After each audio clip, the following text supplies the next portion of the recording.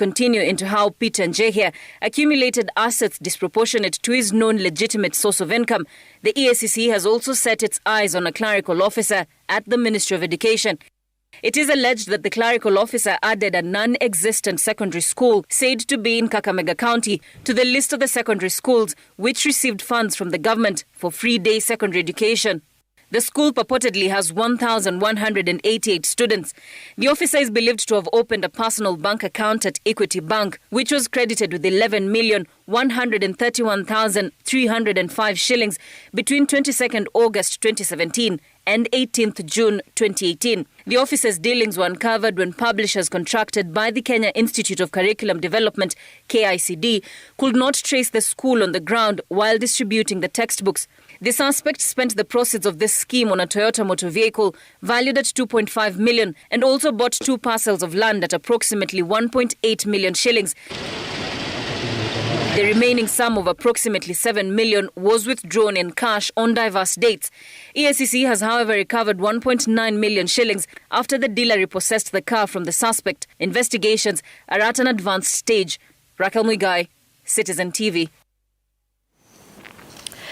ODM leader Raila Odinga has opposed the privatization of sugar factories in the country and called for a local solution to the problem ailing the sugar sector. Odinga, who toured Migori County on Thursday, lamented the state of the sugar factories and vowed to initiate far-reaching changes to the agricultural sector to turn the tables and benefit farmers. As Stephen Latour reports, the ODM leader handed over several development projects to both the county and national governments in the county. ODM leader Raila Odinga returned to his backyard, Migori, and served what he termed as handshake goodies. Raila oversaw the handing over of the newly built state-of-the-art Kenya Medical Training College, Awendo campus, to the Ministry of Health. Dede Modern Market that cost 70 million shillings to construct was also unveiled. Raila, alongside officials from the Agriculture Ministry, handed over a check worth 138.9 million shillings to have farmers and suppliers of Sony Sugar Factory with pending bills paid. Waziri Munya ameniambia niwaeleze ya kwamba all the farmers, sio tu hapa Sony, Chemelil, Muhoroni, Nzoia, Mumias, ameniambia niwaambie ya kwamba mumelipwa. Pesa mkienda muangalie iko kwa account saizi. Mlianza kulipwa jana, imeendelea leo na ataendelea kumaliza hiyo. Farmers in Nyanza and western regions have been experiencing dwindling sugar fortunes with talk of privatization of factories dating. Odinga opposed privatization of the sugar mills and proposed more government interventions and local solutions. Hizi kampuni vile vile vinaweza kuendeshwa hata na watu wetu. Kwa hivyo kama kampuni kama Sony inaweza kuendelea vile inaendelea sasa chini ya usimamizi ya management ya sasa, sio ni sababu gani iwe lease. Ballooning debt taking sugar mills to their knees and affecting payments to farmers who end up waiting for years with no pay. Alafu tunapanua Sony hapa na kuwa na crushing capacity ya 50,000 to 100,000 tons per day. Sinawezekana? Sinawezekana? You can do it. Ambayo iko hapa ni bilioni 7. Sasa utalipa bilioni 7 au ununue mashini. Kindly utilize what you have nicely to ensure that you don't again knock at the doors of Ministry of Agriculture asking for money. During the handing over of the Kenya Medical Training College in Awendo, Odinga lamented the sorry state of the healthcare in the country. It's not a charity. Healthcare is a necessity to all our people. And I have said that it is unacceptable that our people should be dying from curable diseases. We have prioritized health services. In our counties, in my county, 45% of my budget goes to health services. Awendo more! Jawendo more! Jawendo more! Umoji Baba! Umoji Baba! Health CAS Mercy Mwangangi told residents of Awendo that the government was keen to boost healthcare in the country.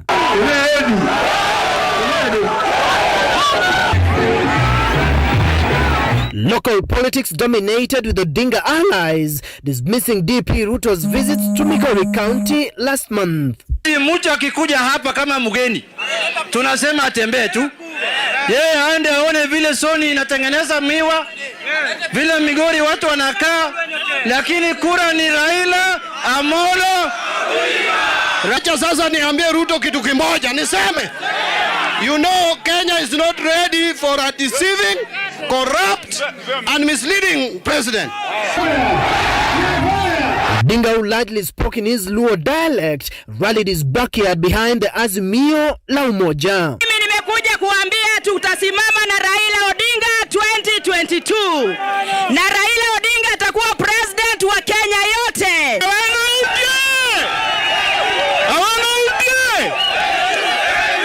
ODM leader Raila Odinga returned to his Migori backyard and called on his supporters to wait for the 10th of December when he will be making an announcement on whether he will be on the ballot in 2022 or not. Stephen Leto, Citizen TV, Uriri constituency, Migori County. All right, from the rally to the legislature, Parliament has proceeded on a 2-month break to allow members to focus on constituency business and celebrate the forthcoming Christmas holiday. National Assembly Speaker Justin Muturi, however, told the MPs they may be recalled during the break to consider crucial bills. The two houses of Parliament have dozens of pending bills, motions and questions that are yet to be concluded, now posing a risk that some of the crucial bills may be lost in the transition towards next year's general election. Sam Gituku reports. Members of the National Assembly used the final day of the current session to secure bills and statements that risked being lost. The Speaker of the National Assembly calling on the members to extend the life of some 25 bills that were read the first time in the year 2020 and also extended the life of statements sought in the current session. This means committees that had been pursuing statements raised by members can continue to do so in the 6th session, which begins in January next year. The House is yet to conclude crucial business in the vetting and approval of a nominee for the Equalization Fund Advisory Board, the nominee for Public Service Commission Chair, a commissioner for the National Gender and Equality Commission, and the consideration of the 2022 Budget Policy Statement. This may require the summoning of the House for a special sitting. The President, in his State of the Nation address Tuesday, had called on Parliament to expedite conclusion of at least 7 bills pending before the House. 3 of them are pending at the National Assembly. The Speaker saying that the House will resume earlier than usual, that is 25th of January next year. That should give the House ample time to hit the President's request. A crucial bill before the House is the Political Parties Amendment Bill. The House reduced the publication period from 14 days to 6 days. The bill proposes to change how the political parties fund is shared among parties. At the moment, 95% of the fund is shared among parties based on the total votes they got in the previous election. For parties with less than 5% of the votes, they get no penny. Such parties that may have shelved their presidential ambitions in a coalition agreement still lose the share, like happened to NASA member parties, until ODM agreed to share the resources allocated to it. The amendment bill seeks to recognize coalition political parties and allow coalition partners to receive a share of the fund. The sharing formula is proposed to change so that 70% of the resources are shared among parties based on their total votes garnered in the previous general election. 15% are to be shared based on the proportionate number of members elected from special interest groups under a party. Another 10% is to be shared based on the total number of elected representatives under a party. Should the bill become law, then political parties whose registered office holders exceed 2/3 of either gender will be disqualified from the fund. Any party with no special interest representatives in the governing body will also be locked out. A party without an elected member of the National Assembly, senator, governor or MCA will also be disqualified. The political party's amendment bill is a crucial legislative piece ahead of coalition building for the next general election. Sam Gituku, Citizen TV, Nairobi. All right, we want to take a break, but before we do that, I would like to give you an update on a story we ran just a short while ago here in this bulletin, where we told you about the High Court freezing 6 accounts of a supply chain manager at Ketraco following an application by the Ethics and Anti-Corruption Commission seeking to investigate the supply chain manager further. Well, there is a statement now from Ketraco, that's the Kenya Electricity Transmission Company, and it says that, and I quote, "The company is aware of the ongoing investigations on this matter and is fully cooperating with the relevant investigating agencies. The board and management of Ketraco has taken appropriate administrative action, and the manager has been sent on compulsory leave to pave way for investigations." In that statement that was signed by the board chair, Captain Joe Mutambu, it concludes Ketraco remains committed to ensuring transparency, accountability, and zero tolerance to corruption. So just an update on that story there, that supply chain manager at Ketraco is tonight suspended from Ketraco as investigations go on into the source of funds in his 6 bank accounts. So you're watching the program tonight. We want to take a break, but we have plenty more on the other side, including an understanding of the president's statement about Kenya being the 6th wealthiest nation in Africa. Are you feeling as wealthy as Kenya is in Africa? We'll have Kwame Owino to explain to us that and much more after this break.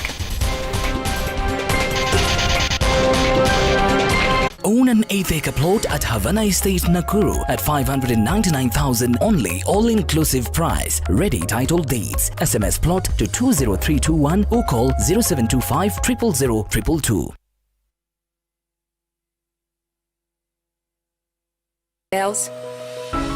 With Standard Chartered Priority Banking, you don't need to stop and think. Investing with us goes further. Discover your investment profile. Buy, sell, and monitor investments anytime, all on the SC mobile app. We connect you to wealth opportunities that match your priorities. Join today.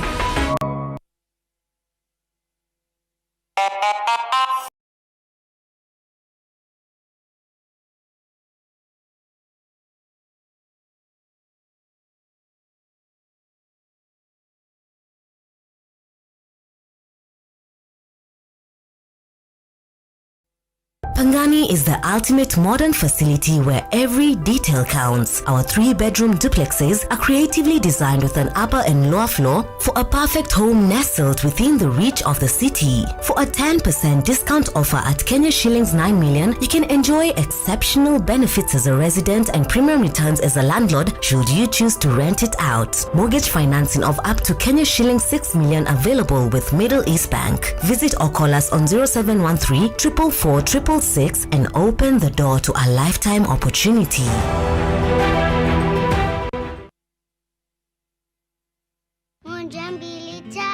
Nice and Lovely imetunza ngozi yetu for over 25 years. Sasa inatujali with the best of her jelly na the best of her cream. Sawa. Gundua jelly in cream ya kwanza duniani kutoka Nice and Lovely. Nyepesi kama cream na inalinda kama jelly. Nice and Lovely jelly in cream leaves no grease. Jaribu the best of her na the best of her creams.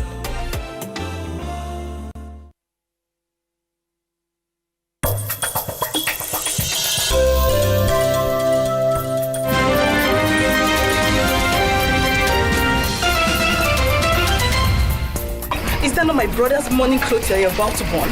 What are you? Elias, accurate timekeeper.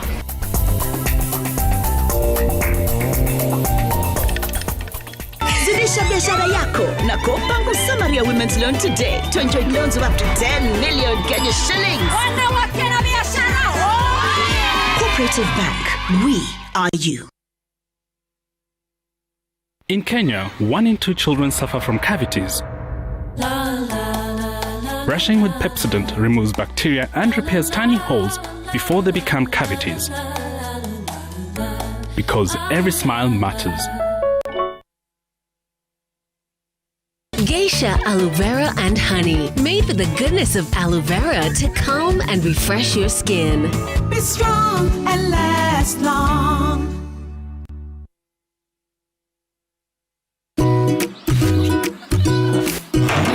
What if your rent could buy a home? That's what the Kenya Mortgage Refinance Company was created to do. Help more people own a home. The affordable home loan, powered by KMRC, is now available at participating banks and SACCOs. Ask about it. Rent yako, keja yako. KMRC is licensed and regulated by the Central Bank of Kenya.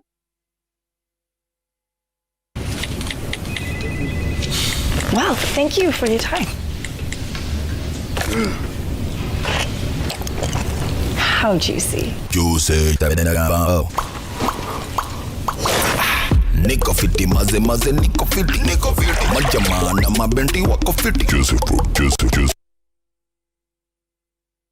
Giving birth is a critical event in a woman's life. At AAR Hospital, we walk with you on this delicate journey. On Saturday, 4th December, AAR Hospital, located on Kiambu Road, opposite Karura Forest, will be holding a free pregnancy fair from 9 a.m. to 1 p.m. There will be free consultation with pediatricians, OBGYN doctors and other experts, free newborn demonstrations, and much more. Call 0727-894-845 in advance to book a slot. Get educated on the A to Z of motherhood at the AAR Hospital Pregnancy Fair, proudly sponsored by Royal Media Services.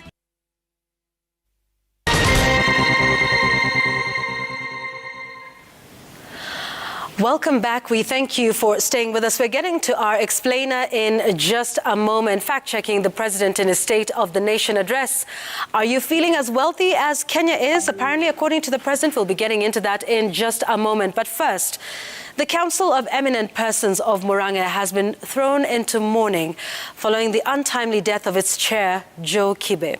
The real estate mogul passed away Wednesday at the Aga Khan Hospital, where he was undergoing treatment for heart-related conditions. Transport Cabinet Secretary James Macharia condoled with his family, describing Kibe as a wise man, kind and humble, and a man whose patriotism was unrivaled. The businessman once served as a PS in founding Father Mzee Jomo Kenyatta's administration. Here's Chimtai Goin with that report. Joe Kibe carried the vision of a peaceful, united and prosperous Murang'a County as he led the Council of Eminent Persons. His untimely death, which occurred Wednesday as he was undergoing treatment for heart-related complications, robbing the council of a visionary leader. But the younger people are already more than 60% of the 47 million Kenyans. So you know that those young people should be given good idea and good leadership, so that when they take over the country, because it is their country after all, those of us who are old are very few, they know how to lead it properly. The business mogul and an expert in finance and governance once served as a permanent secretary in the Public Service Ministry in Mzee Jomo Kenyatta's administration in the early years post-independence. While announcing Kibe's death, Transport Cabinet Secretary James Macharia described him as a wise, kind and humble man, and that his dedication to service and patriotism was unrivaled. Kibe took over as chairman of the Eminent Persons Group of Murang'a following the death of Charles Rubier. The tycoon who lived a quiet life was the father of Captain Gilbert Kibe, the Director General of the Kenya Civil Aviation Authority. He once chaired the Kenya Horticulture Crops Development Authority that was transformed into the Horticultural Crops Directorate of Agriculture, Fisheries and Food Authority. His expertise in financial investment and corporate governance saw him appointed in various private sector companies as director. Thank you very much for this opportunity. Until his death, he chaired the Council of Eminent Persons of Murang'a, where he served alongside Royal Media Services Chairman Dr. S.K. Macharia, Dr. Nyamu Njoka, Peter Munga, Bishop Gideon Gethiga, Maina Wanjigi, Ambassador Solomon Karanja, Muthoni Likimani, Nicholas Nganga, and Professor Lucy Rungu. The Council of Eminent Persons of Murang'a was formed in 2015 and registered as a limited company by guarantee in 2018. We had the opportunity of discussing matters about ourselves, about our council, and about Murang'a, and about Kenya in general. Its mandate includes building and sustaining broad political consensus, peace, harmony and social cohesion among the people of Murang'a County and the Republic of Kenya. Chemutai Goin, Citizen TV. All right, so it's time for our explainer tonight, and we're taking a look at the President's State of the Nation address, the 8th State of the Nation address, which was delivered to both houses of Parliament just this week. So this is exactly what he had to say. Listen. And from being ranked as the 12th wealthiest nation in Africa when I took over, we have now moved 6 ranks to become the 6th wealthiest nation in the continent on account of the choices that we have made. All right, so 6th wealthiest nation. Are you feeling as wealthy as Kenya? And is this in fact correct? I'm here with Kwame Owino, economist and the CEO of the Institute for Economic Affairs. Thank you for your time, Kwame. So are we the 6th wealthiest nation in Africa? I mean, what the president cited was okay, so we looked at data. What the president cited was the gross domestic product, which is GDP, which is the total amount of output in an economy in a year. So if you rank Kenya by that, in terms of size, it is. But it doesn't mean we are the 6th richest. One of the ways of measuring wealth is basically saying how many people is this amount of output distributed across. When you do that for Kenya, we are actually 22nd. That's the most exact way of measuring how GDP and welfare can be connected. So I think the president cites one right figure, but the interpretation that he gives it, he suggests, and Kenyans take that, is wrong. Okay. So that's the first. I think the second thing is that, I think it's President Museveni who once said, while visiting Kenya, that it's a silly thing for pygmies to be arguing about who's the tallest. Okay. So the African continent has very many poor countries that just being 6th in Africa doesn't tell you much, actually. Okay. Kenya is still outside 100 richest countries in the world in terms of per capita income. So if we were to be the 6th wealthiest nation in Africa, how would I feel? How would I experience that? How would every Kenyan experience that? Because most of them would tell you it's been a hard year. Yeah. It's been a hard 2 years, with the COVID-19 pandemic and possibly even before that. How would we feel and experience being the 6th wealthiest on the continent? Okay. So what it means is the richest country on the continent, based on the numbers that he cited, is, in per capita terms, is actually Seychelles and Mauritius. They tend to be small countries, countries a million people or less, at $13,000 per person per year. Okay. Which means your average Seychellois or Mauritian person earns about $1,000 a month. A Kenyan today earns $2,000 in a whole year. So to be 6th means our income would be 4 times larger per person. Okay. Which would be $8,000 in a year. It means the average Kenyan would be earning about 750,000 shillings. 75,000 shillings per month. Per month. Yes. Right. So that means, our pockets on an average basis would be 4 times bigger than what they are now. And that is not the average earning for Kenyans in the country right now? No, it's 2. It would have to be 4 times what we're earning today. Okay. Which would mean that even Kenyan incomes would be actually... Who are the wealthiest in Africa? I told you, Seychelles and Mauritius. And Mauritius. Yes, the smaller... They tend to be smaller countries. So there's a lot more money to go around because of the smaller population and more output? Well, that's it. The other smaller countries have been with high incomes are Botswana and Gabon. Okay. Obviously, very mineral rich. And small populations. So obviously, and they tend to be a little bit more open economies for Seychelles, Mauritius, and of course for Kenya, for Botswana as well. All so right. That's it. So just being big, if you think about what the president said, if you think about wealth, the Nigerians would be the wealthiest in Africa because they have the biggest economy, but they also have the biggest population.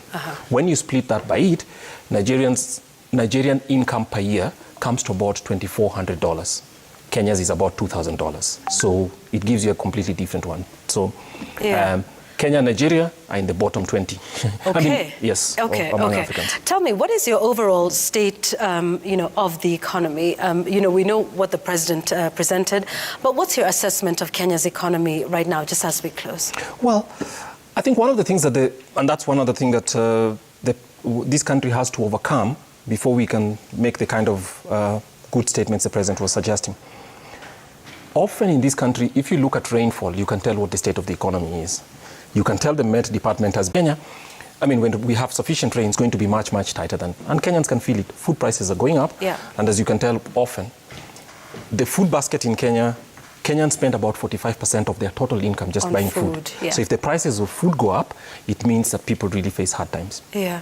Okay, thank you for that, and thanks for putting that into perspective. Kwame Wino, who's the CEO of the Institute for Economic Affairs in Kenya. Thank you for that, and that's our explainer tonight.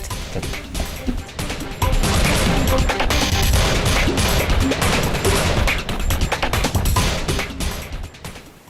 All right, let's take a look at other stories making headlines here today. The Director of Criminal Investigations, George Kinoti, is tonight assuring that the British soldier who confessed to the murder of Agnes Wanjiru will be brought back to Kenya to be put on trial. Now, Kinoti, who appeared before the Parliamentary Defence Committee alongside the Deputy Inspector General of Police, Edward Mbugua, said they have made some progress in their investigations and that they were only awaiting approval to have a team of homicide detectives travel to the UK to interrogate the witnesses. The DCI boss has confirmed that they had the list of all British soldiers who were at the hotel where the murder happened, who will help identify the main suspect.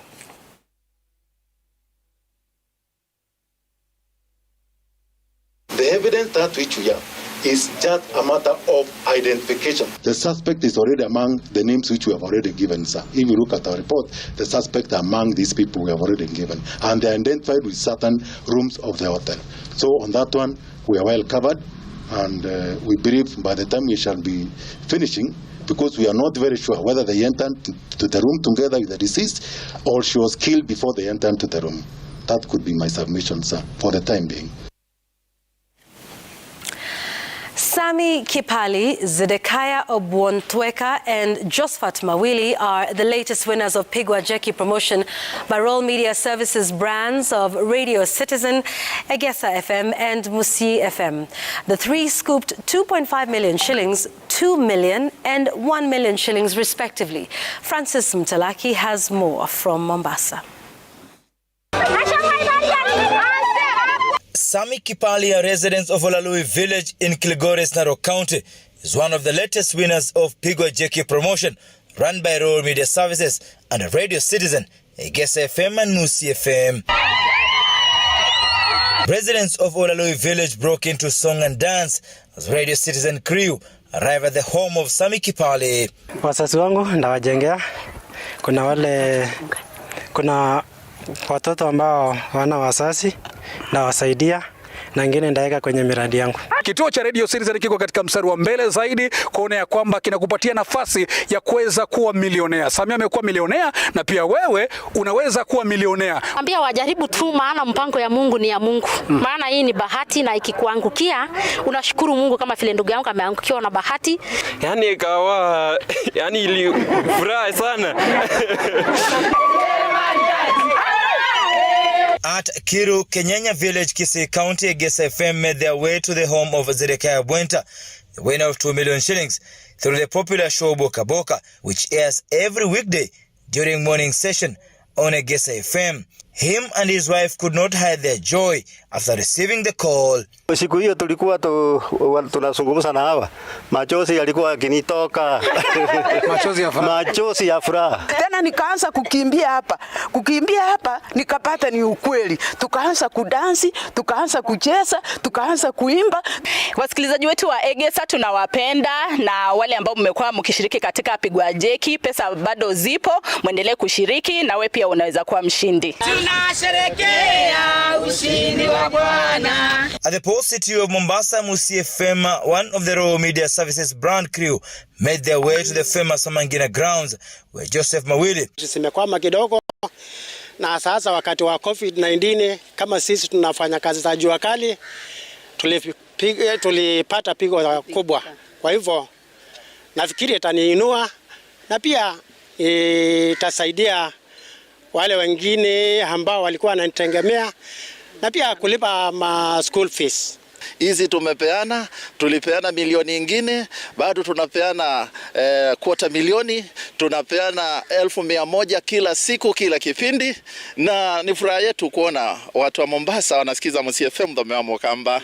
Inafaidisha Mkenya popote pale alipo, ile mradi tu unasikiliza Radio Citizen. Kwa hiyo hakikisha kwamba unashiriki, na kushiriki ni rahisi. You can participate in the ongoing Pigwa Jeki promotion by purchasing a ticket at just 100 shillings, sending it to paybill number 5668989. Account number either Citizen, Musi or Egesa for you to stand a chance of winning. Francis Mtalaki, Citizen TV. Kenya Airways pilots to wait longer for reinstatement of their full salaries as management insists business is yet to recover.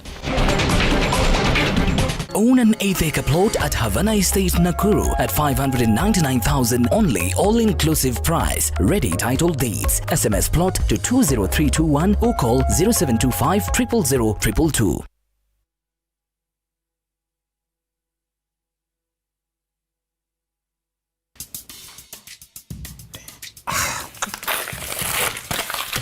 Babe, ni nini pressure nyingi? Najaribu kutafuta matenders hapa lakini hazipatikani. Usistruggle tena. Huenda ukawa the next supplier. Simply log on to Viusasa. Tap tenders, kisha scroll through to view tenders you can apply for. Waka is real. Ingia mtandao baba, ujiplan future yako leo na tenders on Viusasa.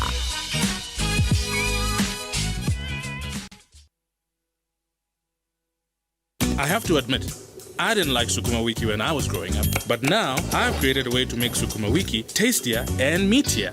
I simply add 2 Royco beef cubes, and the end result is a rich, meaty flavor. And today, I have brought along my harshest food critics for a taste test. My kids.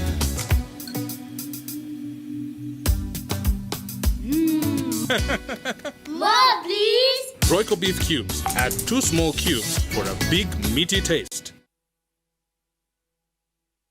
Domestic and sexual violence is on the rise during COVID-19. Stress, anger, and confusion are a major cause of violence at home. Here are steps you can take to avoid conflict. Share your problems with family or friends. Access free counseling services. Take part in physical activities such as jogging or playing games. Sensitivity towards others' feelings, and avoid excessive alcohol consumption. If you're abusing your partner or children, stop it. If you are a victim of domestic violence, seek help. You are not alone. Making my family some nutritious porridge is a painstaking process. First, I have to find all the ingredients needed, and there are many. For vitamins, proteins, and minerals, I need cassava, sorghum, millet. You no longer need to go through all that to make nutritious porridge. All you need is NutriPro. You don't have to go through the trouble of finding, measuring, and weighing all these vital ingredients. New NutriPro porridge flour comes fortified with 13 vitamins, proteins, and minerals. This means that you have more time to focus on what's important, giving your family the healthy start they deserve. NutriPro, bringing families together. From Tropical Brands. Gearbox za gari tatu zina need kuchenjiwa. What? Nini tena Jemo? Ayayayaya boss, gari imekata fuel. Tuma pesa zingine.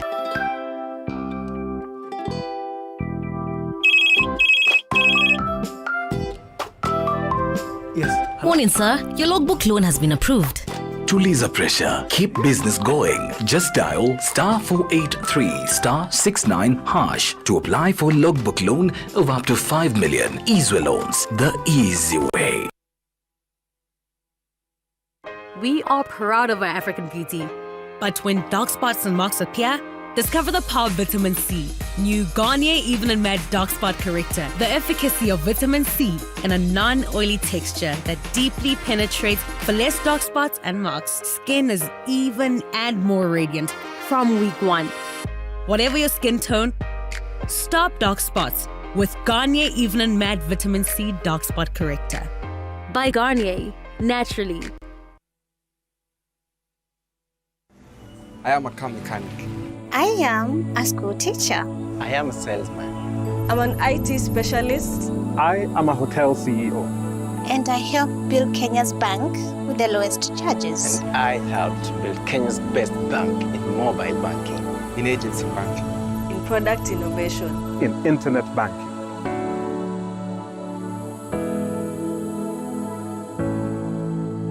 Equity. Karibu member.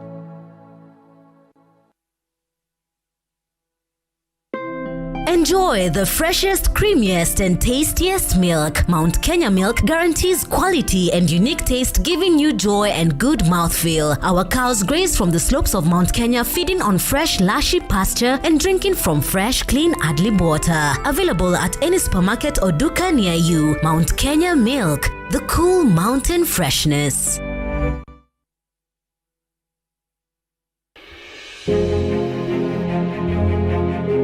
United Brotherhood Kabuku was started as a result of the issue of the boy child.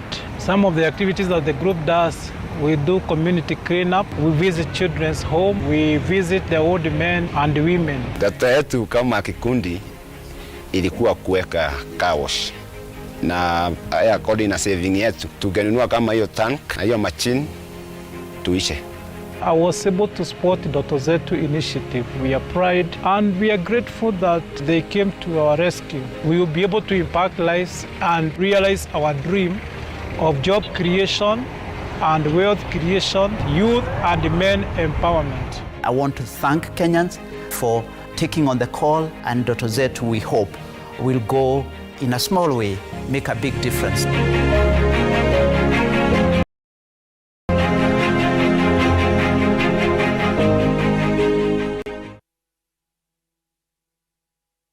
Kingdom Bank offers check-off loans to teachers under TSC, all police units, and government ministries. We welcome you to apply for the check-off loans and take advantage of the benefits, among them a repayment period of up to 96 months, interest rates of 13% per annum on reducing balance. If you have a loan from another provider, we will still listen to you. Low monthly repayment amounts. Loan processing turnaround time 24 hours. Visit any of our branches countrywide and apply for a loan today.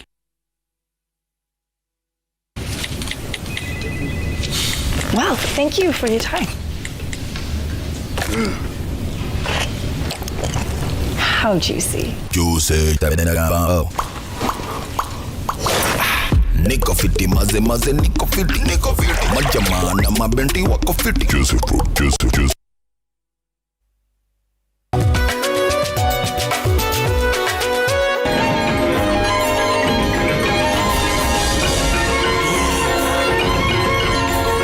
Because a true partner is a partner on ground. KCB Bank. Go ahead. A move by the Kenya Airline Pilots Association demanding a reversal to full salaries will cripple the operations of the national carrier Kenya Airways. This is according to the Kenya Airways CEO, Alan Kilavuka, who says the airline cannot fulfill the pilots' demands, adding that there is need to meet and manage critical support for business continuity and recovery. Kilavuka further notes performance on international routes, which make the bulk of KQ's revenue, stands at below 60%. Domestic operations have, however, improved to 90% as at October this year.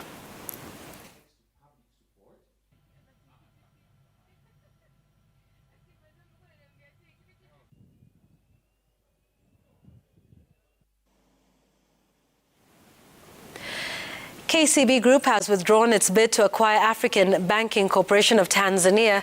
In a statement, the lender blames failure to receive certain regulatory approvals within the prescribed timeframe. The announcement brings to an end a quest that began on the 26th of November last year, when KCB Group made its intention to acquire entire shares in the African Banking Corporation Tanzania Limited. Despite the setback, KCB says it will continue to explore regional expansion opportunities. The group CEO, Joshua Oigara, had earlier on expressed concerns regarding the delay.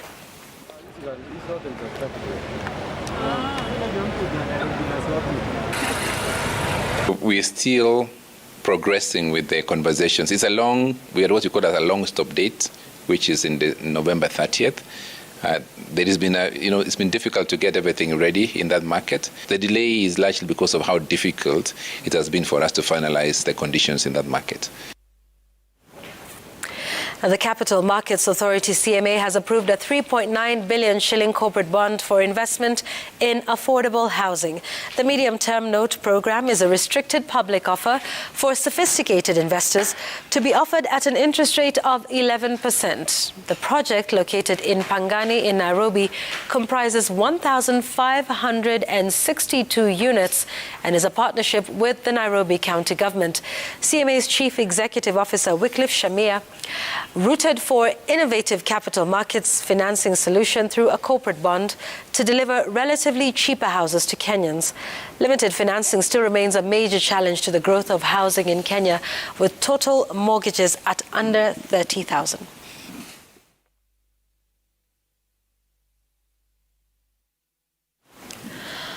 All right, let's now go to Kisumu, where rice farmers are now staring at potential losses running into millions of shillings due to the lack of infrastructure to mill their rice as per the required standards. Close to 10,000 bags of rice from the Ahero irrigation scheme are in holding for failing to meet the required quality demanded by the Kenya National Trade Corporation. And as Laura Otieno reports, the government has called for a public-private partnership to save the farmers from the impending loss. It is the harvesting season at the Ahero irrigation scheme in Kisumu. Rice farming gained momentum here after the government commissioned an extra 3,000 acres of land for irrigation and the presidential declaration for the Kenya National Trading Corporation to purchase rice directly from farmers. However, for close to 5,000 farmers here, they are yet to reap from the government's goodwill. KNTC walikuwa naleta pesa hapa, lakini hiyo pesa ili bulk tu, walikuwa nataka white rice. Ile wakisiaga ndio wanalipa. Ili suia sisi hata tukipeleka mchele inakwama tu mpaka isiagwe ndiye pelekwe huko. According to the National Irrigation Authority, the milling plant in Kisumu can only mill an average 1,500 tons monthly, a paltry figure compared to the 30,000 tons harvested in the scheme. Nyanza Regional Coordinator Joel Tanui calling for public-private partnership to address the existing gap. The government has invested heavily in infrastructure development. It has invested in production, and therefore under the public-private partnership we call upon private investors who are ready to invest in mills to come here and invest in big rice mills so that farmers can also meet the quality parameters needed. And then we also have a problem in marketing. Tunaomba gavana wetu wa Kisumu atutafutie market ya mchele. Tunatumia pesa nyingi sana kutengeneza mchele, and then at the right time of marketing we have got poor marketing. The government had pumped a total of 550 million shillings to facilitate the expansion of the irrigation schemes in the Nyanza region as part of larger plans to attain food security. Laura Otieno, Citizen TV. Majority of Kenyans plan on spending 5,000 shillings and below on Christmas festivities this December. Details of this and others in our Business News Roundup. According to a new survey by Vifa Consult, 54% of surveyed Kenyans plan to spend just under 5,000 shillings. The situation reflecting the impact of reduced disposable income and job cuts over the past 2 years.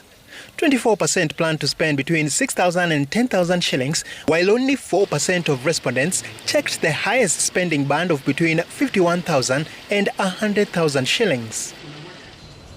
Kenya's coastal region manufacturers have called on the state to facilitate support for the sector to take advantage of opportunities presented by the blue economy. The move aimed at expanding production of domestic, regional and international markets.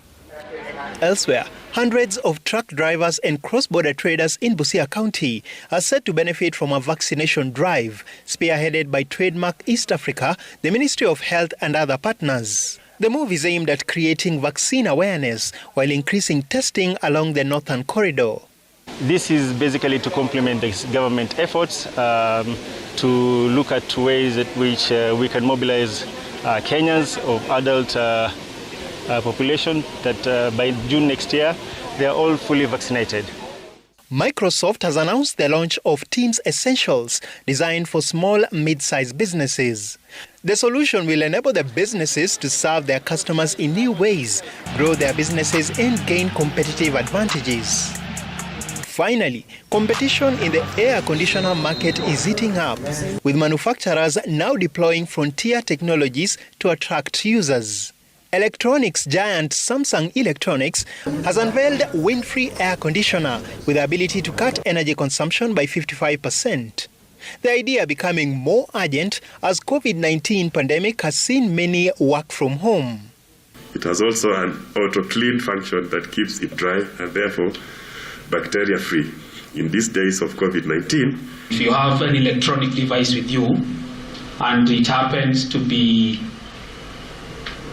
in a position where it cannot communicate with mobile phone, then I think it is time to upgrade.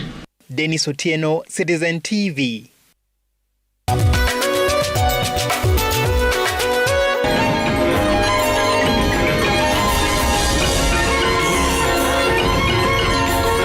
Because a true partner is a partner on ground. KCB Bank. Go ahead. All right, so the news gang is coming up, but first we have the day's sports news for you. So we're not done with the news just yet. Mukami Wambora will be here with the very latest in the world of sport today, and here's what you can look forward to.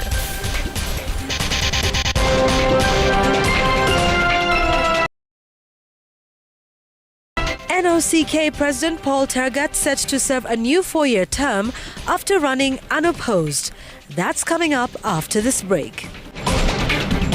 Own an 8-acre plot at Havana Estate, Nakuru at 590 only, all-inclusive price. Ready title deeds. SMS plot to 20321 or call 0725 000 222.